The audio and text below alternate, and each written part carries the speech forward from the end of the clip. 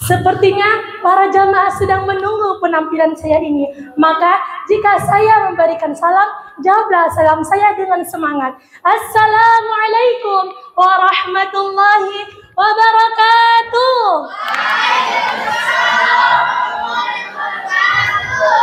Kalau katanya si Nopi, bagaimana mobil mau maju jika bannya cuma satu? Bagaimana Islam mau maju? Jawab salam saja tidak mau. Jika kalian cinta dengan agama yang dibawakan oleh Nabi Muhammad, maka jawablah salam saya dengan semangat. Assalamualaikum warahmatullahi wabarakatuh. Alhamdulillah, orang yang semangat menjawab salam saya doain moga-mogahan jadi hafizah tahun ini. Dan orang yang tidak semangat menjawab salam saya doain moga-mogahan tidak lulus ujian di esok hari.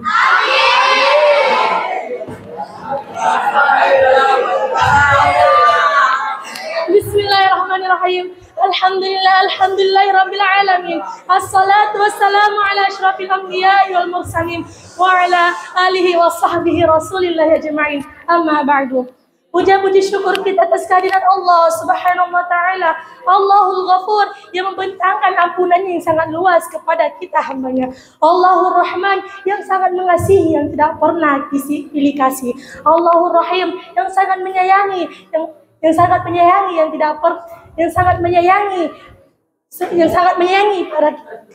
menyayangi kita para hambanya.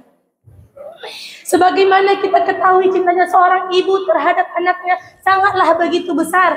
Cintanya seorang suami terhadap istrinya, cintanya sama sang kekasih terhadap kekasihnya, sungguhlah sangat besar. Tetapi cintanya Allah kepada hambanya jauh lebih besar dari itu semua. Karena cintanya manusia terkadang ia membosankan, terkadang ia capek, terkadang ada juga batasannya. Seperti ada di dalam lagu, cinta juga ada batasnya,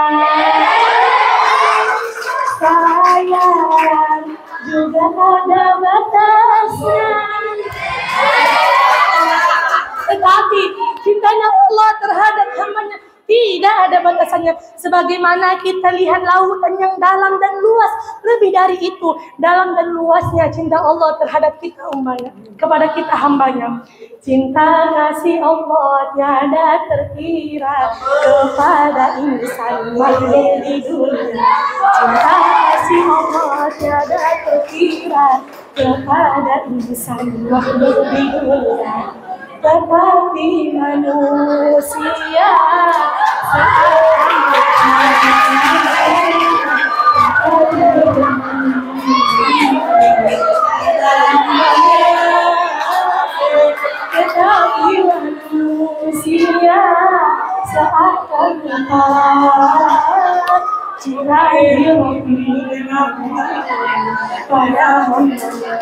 Ya Allah, sungguh besar kasih sayang-Mu terhadap kami, ya Allah. Sehingga Engkau memberikan kepada kami beribu-ribu nikmat.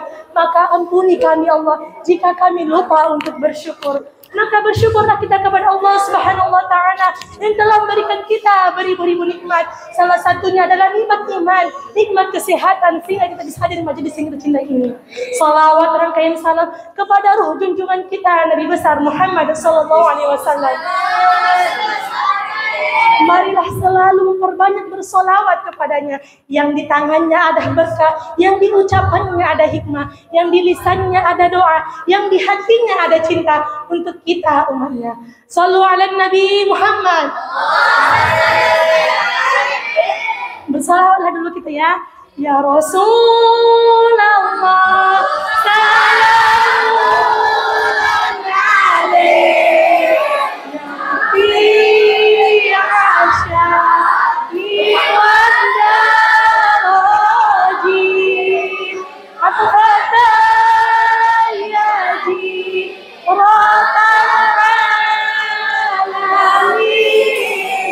Ya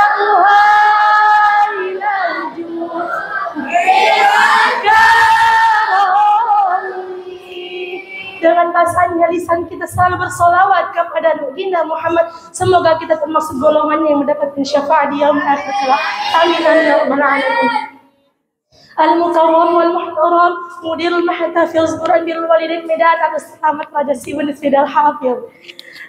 Al-Mukarram wal-Muhtaram Rais Al-Muassasa Al-Ustadz Anwar Syabut Halawat Sidal Hafiz.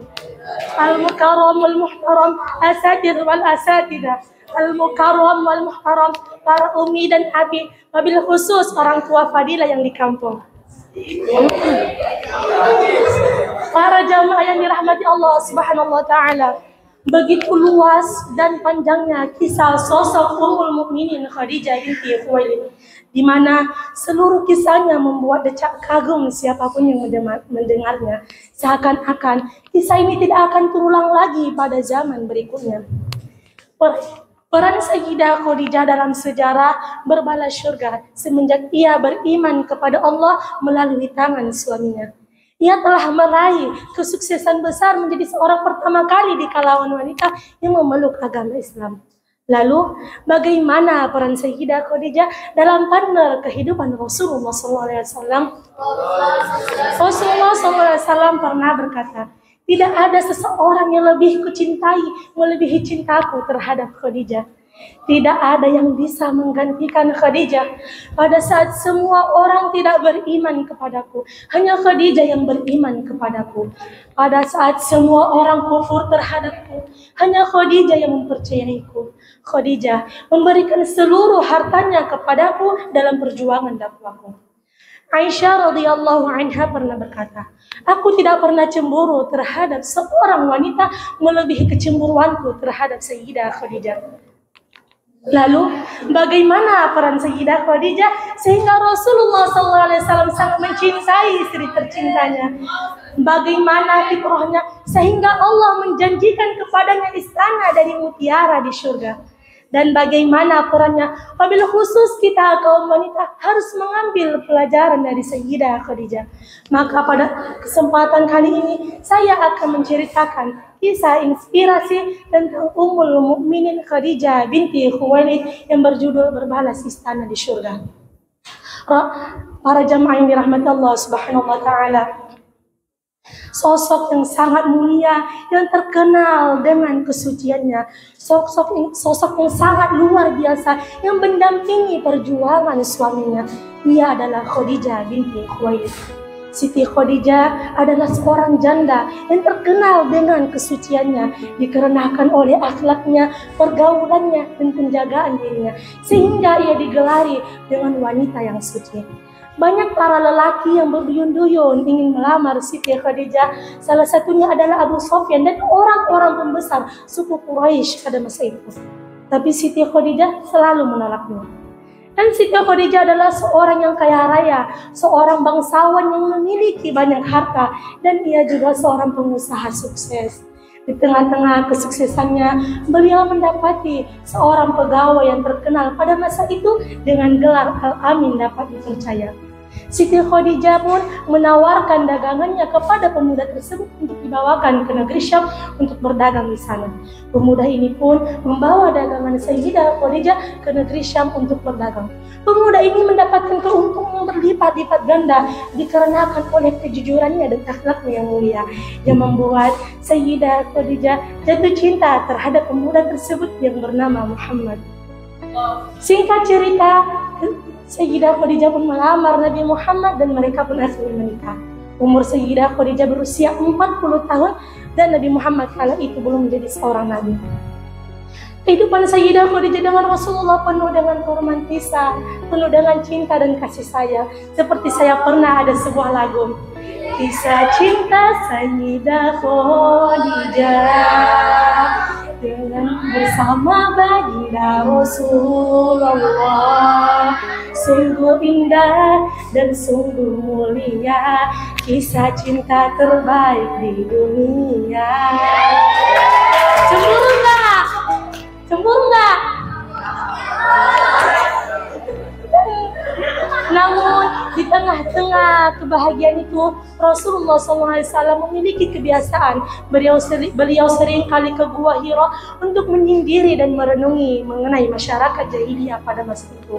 Siti Khadijah sebagai qurratu a'yun, penyejuk mata dan penyejuk hati yang selalu mendukung apapun dilakukan oleh suaminya. Suatu ketika Rasulullah SAW pulang ke rumah dalam keadaan menggigil ketakutan. Rasulullah SAW berkata, "Wahai Khadijah, selimuti aku, wahai Khadijah." Sayyidah Khadijah pun menenangkan Rasulullah. Beliau menyelimuti Rasulullah dengan lembut dan melayani Rasulullah hingga rasa takut Rasul pun hilang. Dan Nabi pun berkata, "Wahai Khadijah, ada apa denganku, wahai Khadijah? Sungguh aku melihat sosok yang sangat menakutkan bagi diriku, wahai Khadijah." Sayyidah Khadijah pun berkata, "Wahai Rasulullah, sesungguhnya Allah tidak akan menyusahkanmu selamanya, karena engkau senantiasa menyambung silaturahmi, menolong orang yang tidak mempunyai, memuliakan para tamu, dan menanggung beban orang yang kesusahan." Beginilah sikap seorang istri yang setia saat menghadapi ujian dan cobaan yang dihadapi oleh suaminya.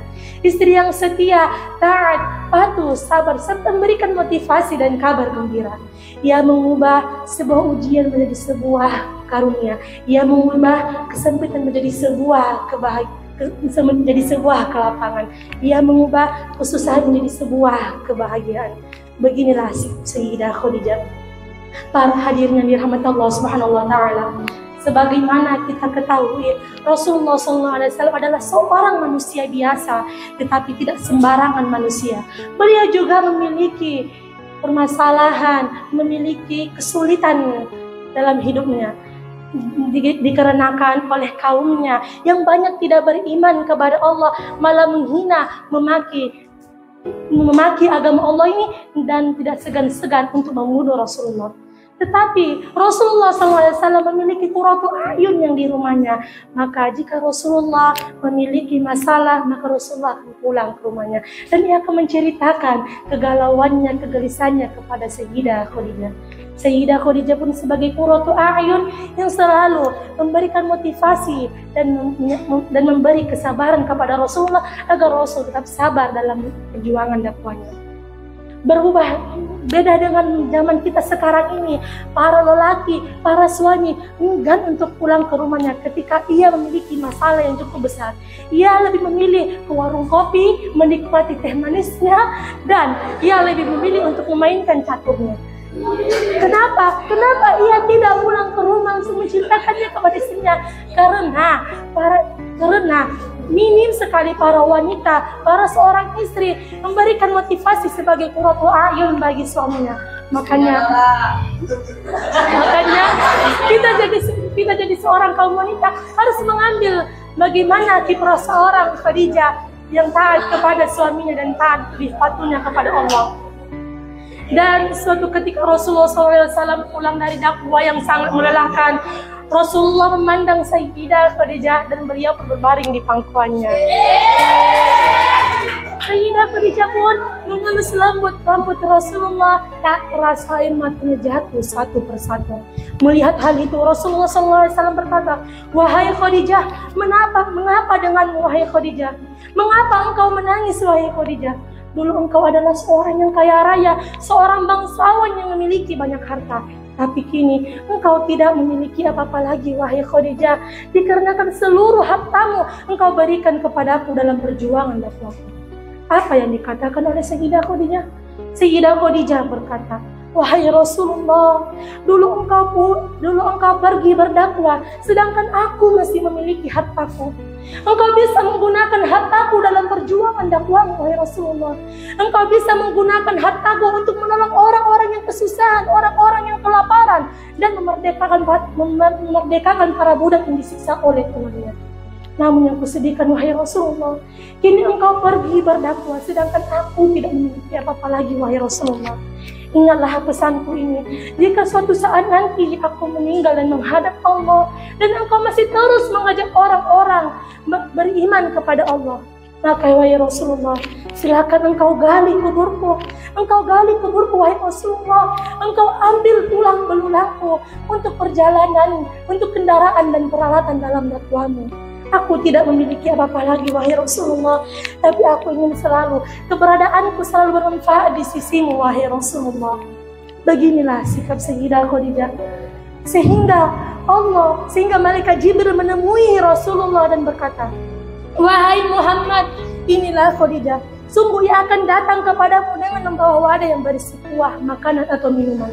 Apabila ia datang kepadamu, maka sampaikanlah salam kepadanya dari Rabbnya dan dariku." Sungguh hebat, sungguh suci sungguh suci wanita tersebut sehingga ia mendapatkan salam dari Rabbnya. Tidak sampai di situ saja malaikat Jibril menyampaikan, "Wa basyirha bi baitin fil jannati min qasabin la sakhaba fihi wa la nasab." Dan beritahukan pula kepadanya rumahnya di surga terbuat dari mutiara, yang dimana di sana tidak ada kebisingan dan kepayahan di dalamnya. Inilah puncak karir seorang wanita soleha, seorang wanita soleha yang taat kepada Allah dan Rasulnya. Ia mendermakan seluruh hartanya dalam perjuangan Rasulullah. Tak kalahnya, namun sungguh sakitnya kita mendengarnya bahwa Siti Khadijah adalah seorang yang kaya raya, namun tak jarang ia menahan rasa lapar yang mendalam dari dirinya, karena ia tidak ingin menyusahkan Rasulullah. Dia ingin selalu menanggung beban yang ada dirasakan Rasulullah. Maka dari kisah Sayyidah Khadijah inilah kita mengambilkan kiprah bagaimana seorang istri menghadapi suaminya dan seorang suami harus bagaimana menghadapi istrinya. Mungkin ini saja yang bisa saya sampaikan. Bila ada kesalahan saya mohon maaf. Sebelum saya pamit undur diri, saya akan memberikan sebuah pantun. Jalan-jalan ke pertemuan, kampung kecil tapi terkenal. Kisah Sayyidah Khadijah memberikan pelajaran agar tetap taat dan tawakal. Saya juga nih punya pantun buat para umi dan abi, para kakak-kakak saya, abang-abang saya, dan para fans-fans saya. Jalan-jalan ke Itali, jangan lupa beli roti. Jangan lupa like, subscribe video saya ini. Saya doain naik haji tahun ini. Aku qouli hadza astaghfirullahal azim li wa lakum wa lisa'il muslimin wal muslimat fastaghfiruhu innahu huwal ghafurur rahim. Wassalamualaikum warahmatullahi wabarakatuh.